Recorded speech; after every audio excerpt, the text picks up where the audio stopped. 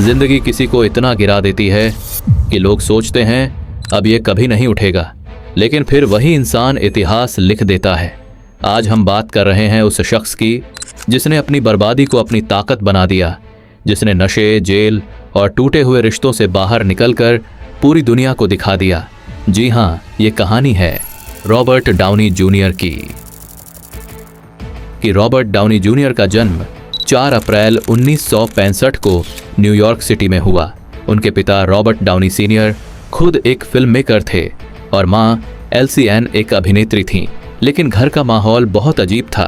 पिता खुद नशे के आदी थे और बचपन से ही रॉबर्ट को एक ऐसी दुनिया दिखाई गई जहां ड्रग्स और पार्टीज आम बात थीं। कहते हैं जब वो सिर्फ 6 साल के थे, उनके पिता ने उन्हें पहली बार मारिजुआना, गांजा ऑफर किया, यानी बचपन में ही नशे का स्वाद चखाया गया। एक्टिंग की शुरुआत रॉबर्ट का पहला रोल आया 5 साल की उम्र में, जब उन्होंने अपने पिता की फिल्म पाउंड 1970 में काम किया। वो छोटे से लड़के का किरदार निभा रहे थे। धीरे धीरे उन्होंने समझा कि एक्टिंग ही उनकी पहचान बनेगी। 16 साल की उम्र में उन्होंने स्कूल छोड़ दिया और पूरी तरह फिल्मों में उतर गए, लेकिन उनकी जिंदगी फिल्मों से ज्यादा नशे और पार्टी की तरफ जाने लगी।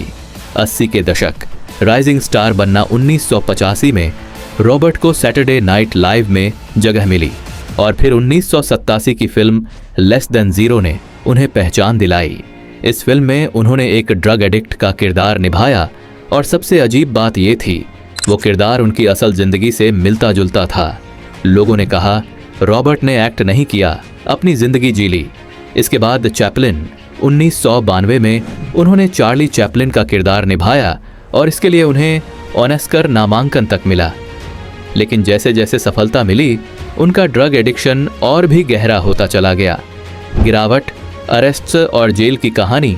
1996 से 2001 तक का समय रॉबर्ट की जिंदगी का सबसे अंधेरा दौर था।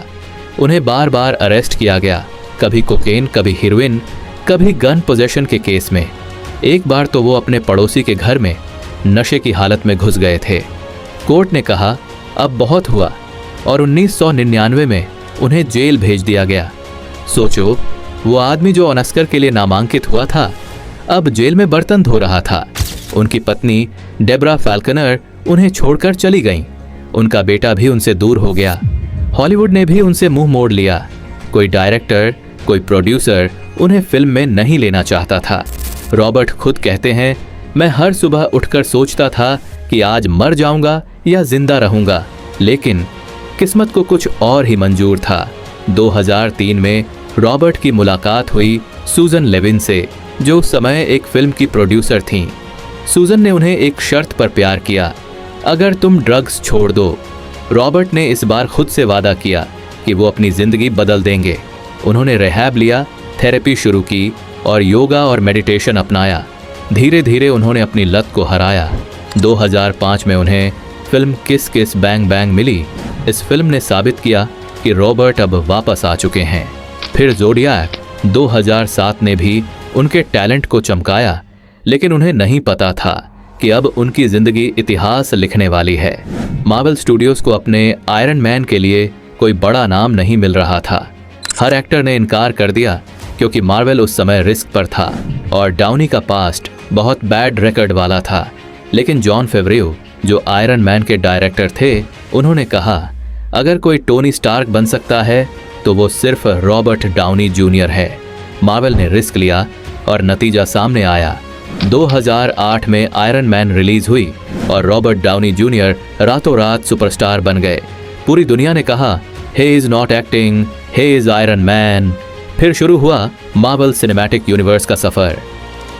Iron Man 2 2010, Avengers 2012, Civil War, Infinity War और अंत में एंड गेम 2019। हर फिल्म में रॉबर्ट की अदाकारी ने लोगों के दिलों में जगह बना ली और जब एवेंजर्स एंड गेम में टोनी स्टार्क ने कहा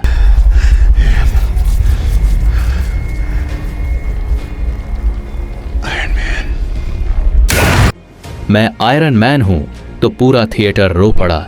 वो सिर्फ एक डायलॉग नहीं था, वो उनकी जिंदगी की सच्चाई थी।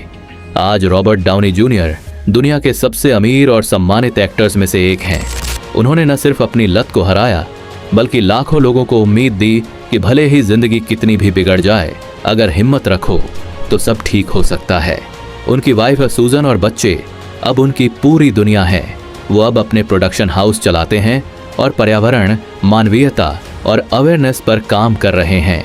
कहते हैं गिरे हुए पत्ते भी फिर से हरे नहीं होते। लेकिन रॉबर्ट डाउनी जूनियर ने ये कहावत गलत साबित कर दी। उन्होंने दुनिया को दिखाया कि कभी कभी जो इंसान सबसे ज्यादा टूटता है, वही इंसान दुनिया को जोड़ना सिखाता है। और इसलिए जब वो कहते हैं आई एम आयरन मैन, तो वो सिर्फ टोनी स्टार्क नहीं, बल्कि हर उस इंसान की आवाज़ है जिसने अंधेरे से लड़कर रोशनी पाई। तो अगर आपको ये वीडियो पसंद आया हो तो लाइक और सब्सक्राइब ज़रूर कर दें, क्योंकि मैं आपको ऐसे ही और भी टैलेंटेड लोगों के बारे में बताता रहूँगा। तब तक के लिए जय हिंद।